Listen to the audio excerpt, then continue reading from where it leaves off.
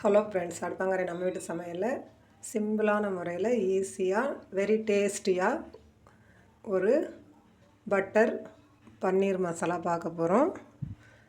இப்போது முதல்ல எப்படி செய்கிறதுன்னு பார்க்கலாம். ஒரு கடாயை எடுத்து வச்சுக்கலாம். ஆயில் சேர்த்துக்கலாம். ஆயில் கூடவே கொஞ்சம் பட்டர் சேர்த்துக்கிறேன்.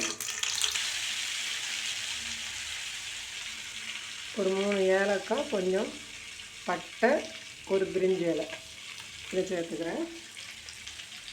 2 மீடியம் சைஸ் வெங்காயம் இது மாதிரி அரைச்சி வச்சுருக்கேன், அதை சேர்த்துக்கலாம். வெங்காயத்தை நல்லா வதக்கி விட்டுக்கலாம்.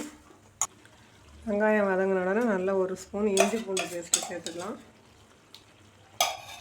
இஞ்சி பூண்டு பேஸ்ட்டுமே நல்லா பச்சை வாசனை போகிற அளவுக்கு நம்ம வதக்கி விட்டுக்கலாம். 2 தக்காளி அரைச்சி வச்சுருக்கேன், அதையும் சேர்த்துக்கலாம். அடுப்பை மீடியம் ஃப்ளேம்லேயே வச்சு நல்லா வதக்கி விட்டுக்கோங்க. தேவையான அளவு உப்பு சேர்த்துக்கலாம். கொஞ்சமாக கொத்தமல்லி தழை நான் சேர்த்துக்கிறேன்.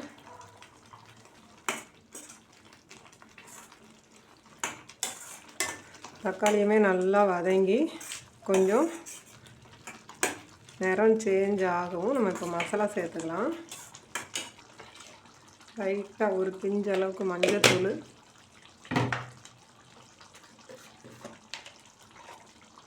தனி மிளகாத்தூள் ஒரு 1.5 ஸ்பூன் அளவுக்கு,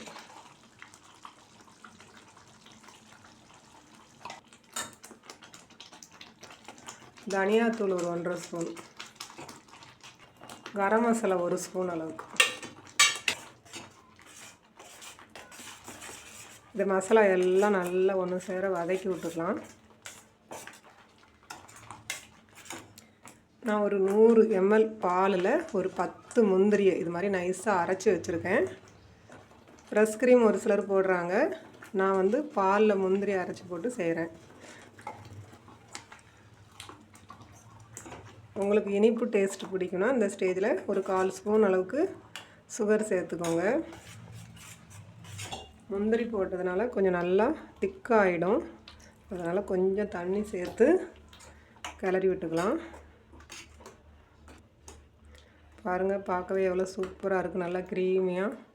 அந்த பாலோட முந்திரி அரைச்சி போட்டதுனால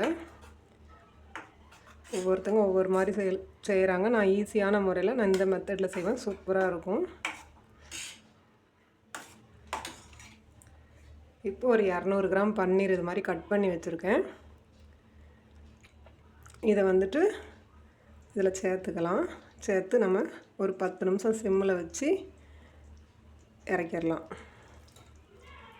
10 நிமிஷம் சிம்மில் இருக்கட்டும். அந்த எண்ணெய்லாம் கொஞ்சம் மேலே பிரிஞ்சு வர அளவுக்கு பச்சை வாசனைலாம் போன உடனே கொஞ்சம் பட்டர் மேலே போட்டு கொத்தமல்லி தழை தூவி இறக்கிடலாம்.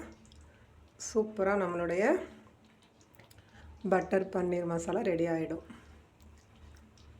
எவ்வளோ சூப்பராக ரெடி ஆகிடுச்சு பாருங்கள், நல்லா தலை தலைன்னு.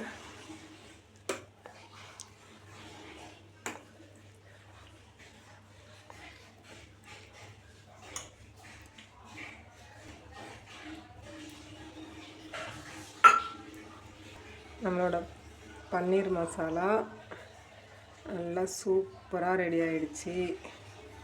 நீங்களும் இது மாதிரி செய்து பார்த்துட்டு எப்படி இருக்குன்னு கமெண்ட் பண்ணுங்கள். உங்கள் ஃப்ரெண்ட்ஸோடு ஷேர் பண்ணுங்கள்.